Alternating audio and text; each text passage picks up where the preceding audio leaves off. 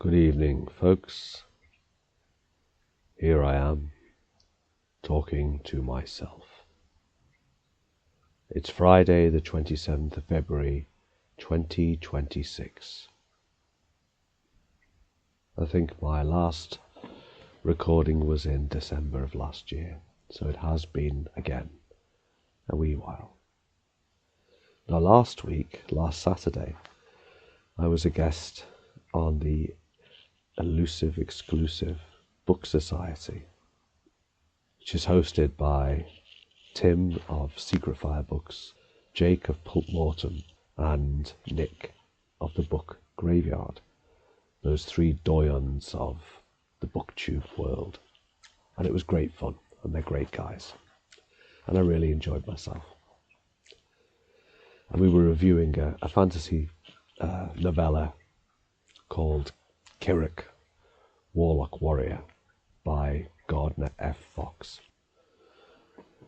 And being the kind of reserved and shrinking violet that I am, it's always nice to be able to do that kind of show without having all the pressure being on yourself, of course. So yeah, I really enjoyed it. They were great guys, as I say. Now tonight, I just thought I'd make the effort and do one of these and talk about something which seems to be happening to me more and more. And it's related to reading and books. And that is weeping. Yes, folks, I'm a big man baby. And I'm the guy who goes to the cinema and, if there's a moving scene, I'm just glad the lights are down. Or, here's an example. I was in an airport lounge many years ago in Oslo, in Norway. And for whatever reason, there'd been a delay in the flights, and I was sitting on my own in the middle of the night in this airport lounge, and it was completely empty. I mean, there was nobody else there. Reading, waiting for a connecting flight to Amsterdam and then back to the UK in the morning. And I was sitting there reading this book, and the book I was reading was Flowers for Algernon. And Lord knows what the security cameras must have made of me because I sat there crying my eyes out reading that book. Well, why is it that words can have this powerful effect on you? It's a magic, it really is. Now, music, of course, can do this. I've only got to listen to a few minutes of Vaughan Williams's Fantasia and a theme by Tallis, and the tears well into my eyes. Equally, heavy metal can do this to me. There's some songs by Ronnie James Dio that have the same effect. The cinema, of course, does it because it combines pictures and sound as well. And deeply felt emotions. Acting, great actors can do it. But these little symbols, these little black symbols on a white page, that's magic in itself. That's a kind of a powerful magic.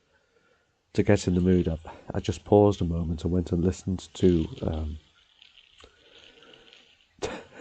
Fantasia on a theme by Tallis, and it immediately made me start to cry. So it is something about that music. Now, I'm not saying that in my own writing I achieve this, because most of the time people are dying and something supernatural is happening. But I do get that. I do sometimes feel when I'm writing something, when I get it right, it'll bring a tear to my eye. I know that's superfluous to you, I'm sure. But then I kind of feel like I'm getting it right. So being so emotional, I suppose, helps.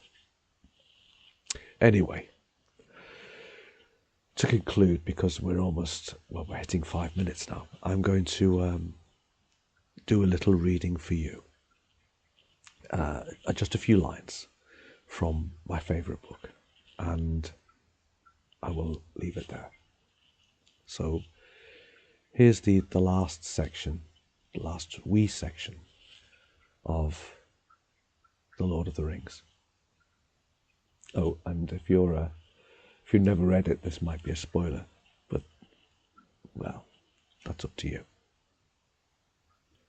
Now, I can't read this without starting to cry, so you might hear a tremor in my voice, and for that I most humbly apologise.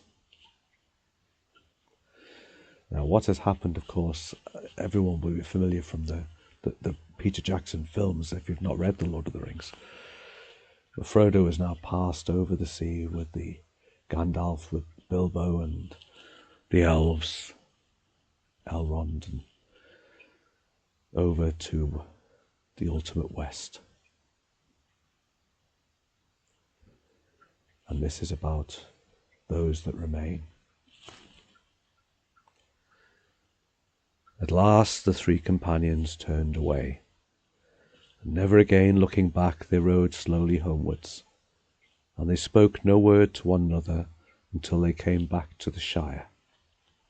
But each had great comfort in his friends on the long grey road. At last they rode over the downs and took the east road, and then Merry and Pippin rode on to Buckland, and already they were singing again as they went.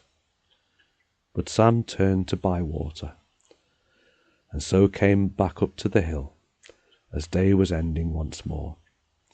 And he went on, and there was yellow light, and fire within. And the evening meal was ready, and he was expected. And Rose drew him in, and set him in his chair, and put little Eleanor upon his lap. He drew a deep breath. "Well, I'm back," he said. And there we are. Well, it's now past midnight, so I will say farewell for now. But if you wish to keep the tears of sorrow away from my foolish eyes, buy some of my books, folks. Good night, and may your God go with you.